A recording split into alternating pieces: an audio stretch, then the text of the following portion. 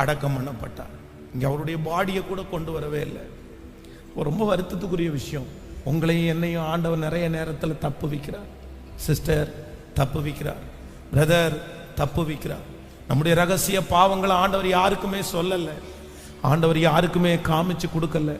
யாருக்குமே தெரியாம இருக்கிறதுனால நம்ம நிறைய பேர் நல்லவங்கன்ற பேரை வாங்குறோம். நம்மளை நிறைய பேர் நம்புறாங்க.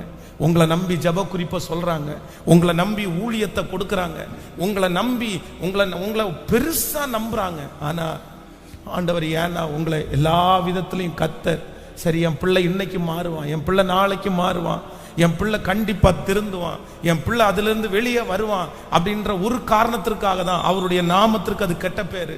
இல்லைன்னா உங்கள் நிமித்தமாய் ஊழியம் போயிடும், நீங்க ஒன்றும் இல்லாம போயிருவீங்க. இந்த ஒரு காரணத்திற்காக தான் ஆண்டவர் நம்முடைய ரகசிய பாவங்களை மறைத்து கொண்டே இருக்கிறார். அவருக்கு எல்லாம் தெரியும், அவர் எல்லாத்தையும் பார்க்கிறார். இன்றைக்கு இந்த சுத்திகரிப்பு ஜபத்துல ஆண்டவர் உங்களை எச்சரிக்கிறார். ஆண்டவர் மறுபடியும் உங்களிடத்துல பேசுகிறார். யாருக்கும் தெரியாத ரகசிய பாவத்தை விட்டு வெளியே வந்துவிடும் மகனே.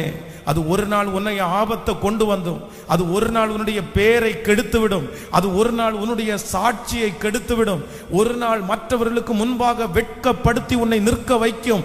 அன்றைக்கு அந்த அவமானத்தை யார் சுமக்க முடியும்?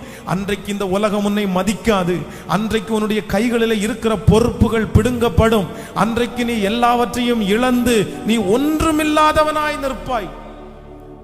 ஆண்டவர் மன்னிச்சிருவார் பிரதர், ஆண்டவர் மன்னிச்சிருவாரு சிஸ்டர்.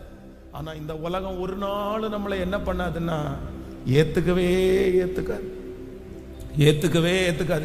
இந்த உலகத்துக்கு முன்னாடி இருக்கிற நம்மை குறித்து பொய்யாய் பேசுகிறதை குறித்து கவலைப்பட வேண்டாம். நீங்கள் சந்தோஷப்பட்டு களி கூறுங்கள். பரலோகத்துல உங்களுக்கு பலன் மிகுதியா இருக்கும். நீங்க செய்யாத ஒன்ன செஞ்சுட்டாங்களா தப்பில்ல. ஆனா சில நேரத்திலே நம்முடைய வாழ்க்கையில இருக்கிற ரகசியங்கள் வெளியே வரும்போது நம்ம வெட்கப்பட்டு போயிடுவோம். ஆண்டவர் யாரோ ஒருத்தரை எச்சரிக்கிறார்.